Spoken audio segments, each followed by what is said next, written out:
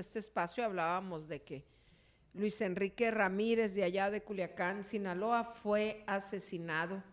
Es el periodista número ¿cuál? Juan, ¿cuántos van? Van muchos periodistas en esto que va de este 2022 aquí en nuestro país. Buenas tardes. Hola, muy buenas tardes, Cintia, muy buenas tardes, Daniel, muchas gracias por la invitación, como siempre. Pues, en el artículo 19 hemos documentado al menos 8 asesinatos de periodistas. Ahorita seguimos con la documentación del asesinato de Luis. Totalmente lamentable, pero independientemente de las cifras, ¿no?, que pueda haber siempre disparidad, ¿no? La situación es que justo otra vez no va ni la mitad del año y estamos hablando de una cifra que es incluso mayor a la del año pasado, cuando registramos 7 periodistas asesinados en relación con su labor.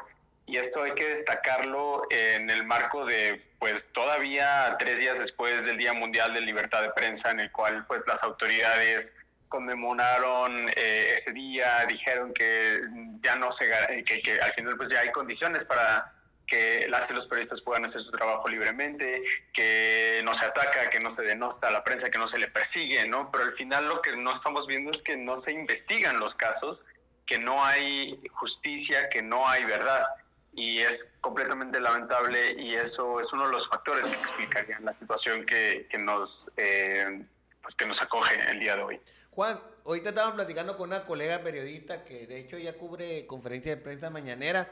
Una de las situaciones que ella nos estaba observando es, nos decía, ¿vieron el mensaje de Jesús Ramírez Cuevas, el vocero de la Presidencia de la República? Dice, prácticamente son los mismos mensajes que ha emitido en los otros crímenes. Nos dice, esa es la única respuesta que hemos encontrado de parte del Estado mexicano, Juan, y pues...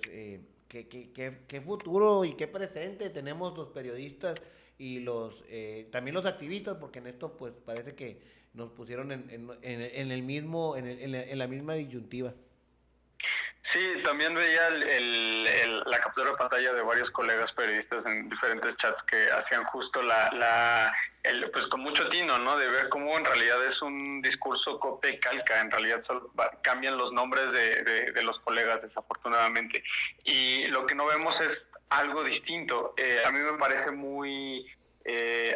increíble pensar que, por ejemplo, sí se ha utilizado las mañaneras en los diferentes espacios, ¿no? Tanto el presidente Andrés Manuel López Obrador, en quienes quieren las mentiras, etcétera, para atacar a la prensa deliberadamente, pero justo en varias entrevistas el día de hoy la fiscal del estado de Sinaloa mencionaba que a ella tuvo una comunicación directa con Presidencia, en la que le pidieron que atendiera el caso de manera oportuna, diligente, etcétera. Y no vemos como esa parte en la comunicación de Presidencia, ¿no? Donde tendría que haber, y lo mencionaba con ustedes, ¿no?, en diferentes ocasiones, el tono tendría que ser diferente, la condena tendría que ser diferente, pero además tendría que haber como un sentido de responsabilidad y de reflexión respecto a cómo el papel de las autoridades lo es todo para combatir la problemática de la violencia contra la prensa.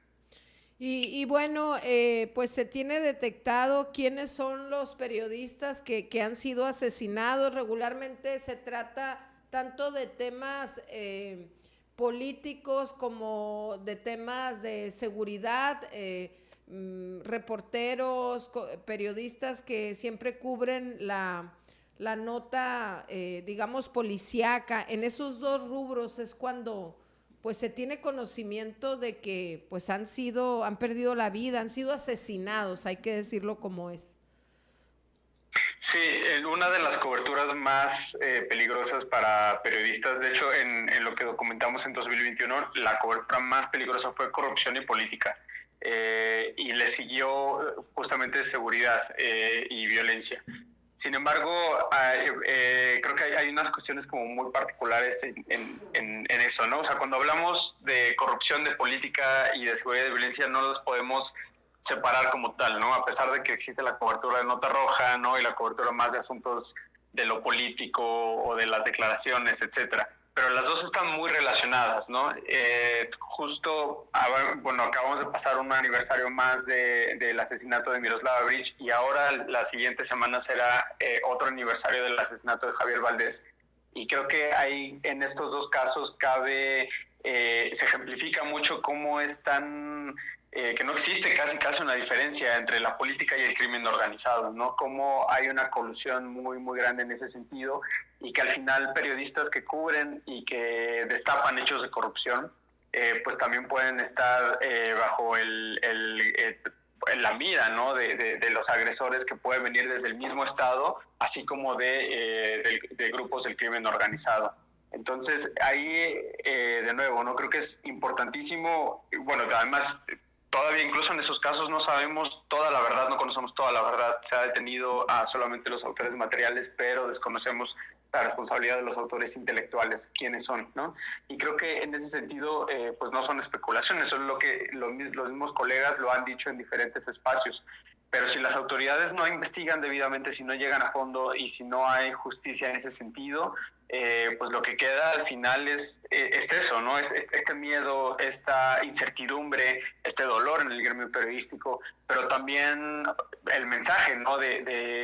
Para muchos otros colegas de irse con cuidado y de no publicar ciertas cosas, y que pues a la postre nos va llevando a la censura, nos va llevando a dejar de saber sobre temas de interés público. Además de que ustedes a través de Artículo 19, que llevan todo esto, que han estado dándole seguimiento a lo que pasa con los periodistas y demás, ¿ustedes tienen alguna comunicación con autoridades, los gobiernos estatales, la presidencia, o tienen comunicación de alguna manera, les piden información, datos, se reúnen con ellos, Juan, o no?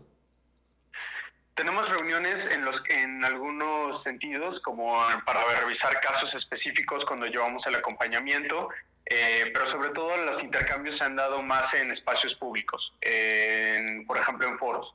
El último foro en el que participamos con autoridades fue un foro sobre libertad de expresión a finales de marzo, principios de abril, si no mal recuerdo, finales de marzo, en donde estuvo presente el subsecretario de Gobernación Alejandro Encinas, y al cual pues estaban presentes muchos reporteros, muchas reporteras. La mesa fue moderada por Carmen Aristegui, estuvo presente Marcela Turati, estuvo presente también Lucía Lagunes, estuvo presente gente de Artículo 19 también, y pues la intención era hablar acerca del contexto, ¿no? que vivimos en términos del ejercicio de ese derecho.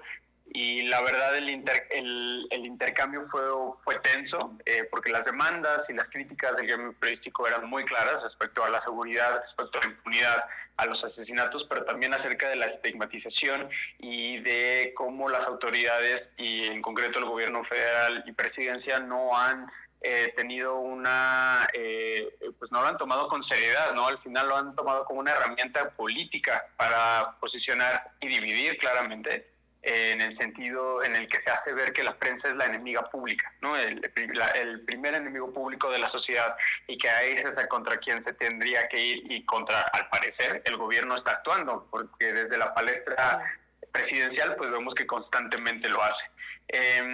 Pero no hay como más allá, ¿no? Si bien participamos en el consejo del mecanismo, formamos parte de las organizaciones que vigilamos al mecanismo de protección federal, como parte del espacio USC, que así se llaman, donde hay muchas otras, como Propuesta Cívica, Reporteros Sin Fronteras, etcétera. Pero no hay como una colaboración estrecha en la cual, digamos que nos pidan información. Incluso si nos pidan información, tendríamos que pedirle a nuestros beneficiarios y beneficiarias consentimiento para hacerlo, y pues al final hay una desconfianza, como lo decía, en el gobierno, ¿no? Entonces no estaremos como en esa posición. Pero frente a todo lo que hemos publicado, el informe anual que publicamos el 5 de abril, que se llama Negación, frente a todas estas evidencias que hay, frente a todas las exigencias públicas que hay, pues en realidad ya es en sí pues mucho, con lo cual el gobierno tendría que actuar, ¿no? Pero no vemos que así sea otra vez, ¿no? Y de nuevo, ¿no? La situación que nos tiene inmersos, ¿no? Y otra vez coincide, ¿no? Con no solamente la frecuencia de los asesinatos, pero como otra conmemoración de un día importante, o también otro aniversario de otro colega asesinado, ¿no? Y entonces cada vez están siendo más frecuentes estos momentos, ¿no? Y creo que eso me parecería suficiente, ¿no? Y yo cuestionaría mucho por qué las autoridades no están viendo lo que en realidad es completamente evidente, que la problemática de la violencia contra la prensa no se trata de unos casos aislados, como en su momento el presidente lo dijo, ¿no? Es que han matado más a otras personas que a periodistas. Pero el papel del periodismo que tiene y el daño que se le está haciendo al no tomar seriamente y al no cumplir con su responsabilidad, pues bueno, está aquí presente, ¿no? Y de nuevo, otra vez, el asesinato de otro colega, Luis Enrique Ramírez, con muchísimos años de trayectoria.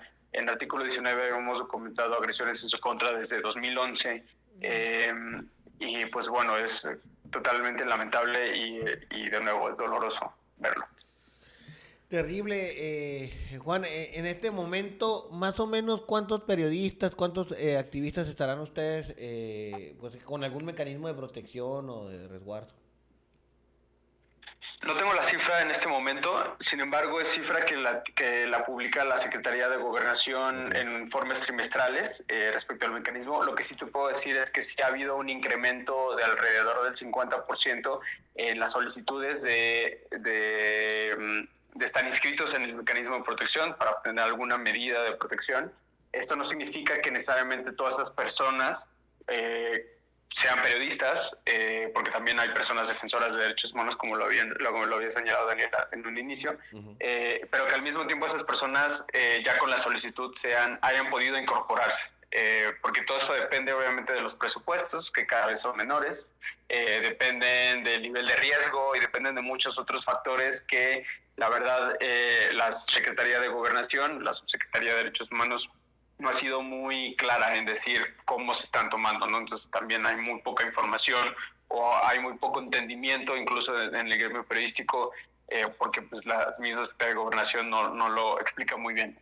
Pero sí es cierto, si estamos viendo que el artículo 19 que hemos documentado, incrementos constantes cada año en las agresiones, o cómo se va sofisticando la misma violencia contra la prensa, y otras organizaciones también han hecho lo mismo, como también eso habla entonces de que al final cada vez será mayor la responsabilidad del gobierno de brindar protección a esos periodistas, de investigar los casos. Entonces la demanda de medidas de protección pues va incrementándose, y el Estado claramente pues no va ofreciendo condiciones para que puedan cumplir con todo eso, ¿no? Con atender el problema, con la gravedad que va generándose alrededor del mismo. Muy bien, pues como siempre muy agradecidos por platicar con Juan Vázquez, oficial de comunicación de Artículo 19. Gracias por tu tiempo. Muchísimas gracias a ustedes, un saludo.